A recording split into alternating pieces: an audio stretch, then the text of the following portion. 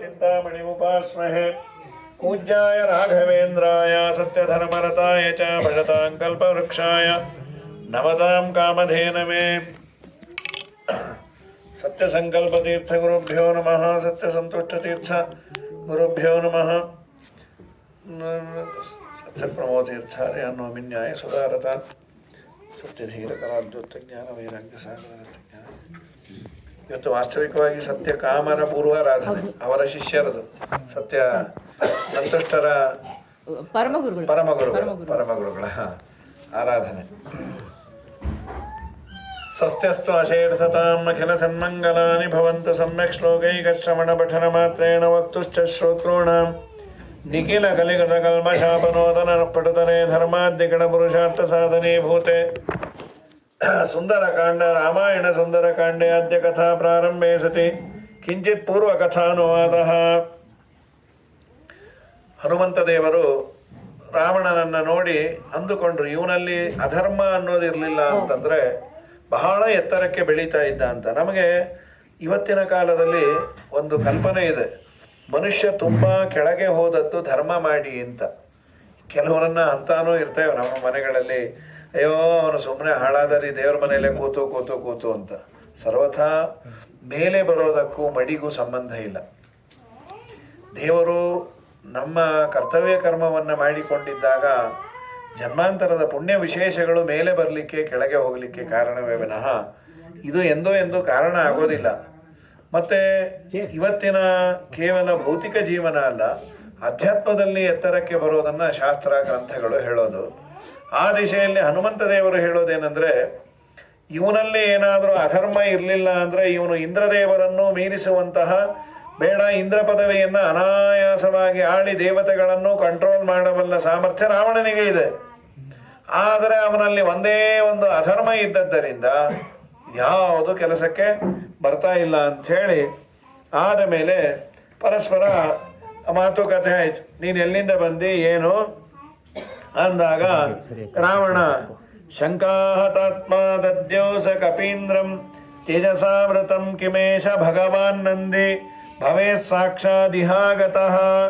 ನಂದಿಯೇ ಇಲ್ಲಿ ಬಂದಿದ್ದಾನೋ ಏನು ಅಂಥೇಳಿ ಅಂದುಕೊಂಡು ಕೇಳ್ದ, ನೀನು ಎಲ್ಲಿಂದ ಬಂದು ಏನು, ಯಾರು ನೀನು ಅಂದಾಗ ಏನ ಶಬ್ದೋಸ್ಮಿ ಕೈಲಾಸೆ. ಇವನಿಗೆ ಅದೆಲ್ಲ ನೆನಪಾಯಿತು, ನಾನು ಕೈಲಾಸದಲ್ಲಿ ಅವನಿಂದ ಶಾಪ ತೆಗೆದುಕೊಂಡಿದ್ದೆ, ಆದ್ದರಿಂದ ಅವನೇನಾದರೂ ಬಂದ್ಯಾನೋ ಏನೋ ಅಂಥೇಳಿ ಕೇಳ್ದ. ರಾವಣಸ್ಯ ವಚಶ್ರುತ್ವ ಪ್ರಹಸ್ತೋ ವಾಕ್ಯಮಬ್ರವೀತೆ.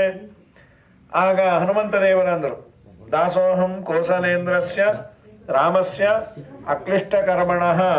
ಅದು ಒಂದು ನಮ್ಮ ಆಚಾರ್ಯರು ಅವೈಹಿ ದೂತಮಾಗತಂ ದುರಂತ ವಿಕ್ರಮಸ್ಯ ಮಾಂ ರಘುತ್ತಮಸ್ಯ ಮಾರುತಿಂ ಕುಲಕ್ಷಯೇತಮೇಶ್ವರಂ. ನಾನು ರಾಮನ ದೂತನಾಗಿ ಬಂದೆ. ಅವೈಹಿ ದೂತಮಾಗತಂ, ಪ್ರಾಯ ನಿನಗೆ ಅನಿಸಿರ್ಬೋದು ನಮ್ಮ ರಾಮನಿಗೆ ಏನೂ ಸಾಮರ್ಥ್ಯ ಇಲ್ಲ, ಕಪಿಯಲ್ಲ ಕಪಿ ಹಾರಿ ಬಂದಿದೆ ಅಂತ. ದುರಂತ ವಿಕ್ರಮಸ್ಯ ಮಾಂ, ಅವನಿಗೆ ಅಂತ ಅನ್ನೋದೇ ಇಲ್ಲ ಅವನ ಪರಾಕ್ರಮಕ್ಕೆ, ಅಂಥ ದೊಡ್ಡ ಯೋಗ್ಯತೆ ಇದೆ. ನಾನು ಅವನ ದೂತನಾಗಿ ಬಂದಿದ್ದೇನೆ. ಅದನ್ನು ತುಂಬ ಚೆನ್ನಾಗಿದೆ ನಮ್ಮ ಪುರಂದರದಾಸರು ಇದು ಈ ಹಾಡು. ಏಳೇಳು ಶರಧಿಯ ಏಕವಾಗಿದೆ ಕಂಡ್ಯ, ಹೇಗೆ ಬಂದೆಯೋ ಹೇಳೋ ಕೋತಿ. ಏಳು ಶರಧಿಯೋ ಎನಗೆ ಏಳು ಕಾಲುವೆಯೋ ತುಳಿಲಂಗಿಸಿ ಬಂದೆ ಭೂತ. ಏಳು ಸಾಗರಗಳು ನನ್ನ ದೃಷ್ಟಿಯಲ್ಲಿ ಏಳು ಮೋರಿ ಇದ್ದಾಗೆ ಅಂತ.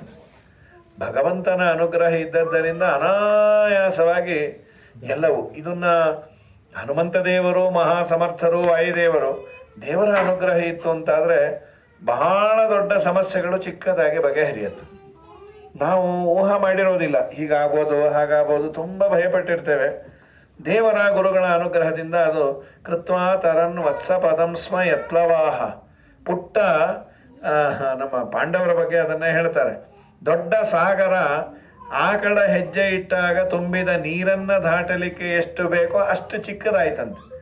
ಇನ್ ಅದರ್ ವರ್ಡ್ಸ್ ಅದು ವಾಲ್ಯೂಮಲ್ಲಿ ಅಷ್ಟಾಗತ್ತೋ ಬಿಡುತ್ತೋ, ದೇವರು ನಮಗೆ ಅದನ್ನು ದಾಟುವಂತಹ ಸಮಸ್ಯೆಗಳನ್ನು ಎದುರಿಸುವ ಸಾಮರ್ಥ್ಯವನ್ನು ಕೊಡ್ತಾನೆ. ಬೇರೆ ಬೇರೆ ರೀತಿಯಲ್ಲಿ ದೇವರು ಕೊಡ್ತಾನದ, ಅನಾಯಾಸವಾಗಿ ಅಂತೂ ಮಾಡ್ತಾನೆ ದೇವರು. ಇಲ್ಲಂತೂ ವಾಯುದೇವರು ಅಂತಾರೆ, 7 ಸಮುದ್ರದೊಳಿಯ ಮಕರಿ ಮತ್ಸ್ಯಗಳು ಹೇಗೆ ಬಿಟ್ಟರು ಹೇಳೋ ಕೋತಿ. 7 ಸಮುದ್ರದ ಮಕರಿ ಮತ್ಸ್ಯದ ಕೂಡೆ ಮಾತಾಡಿ ಬಂದೆನೋ ಭೂತ.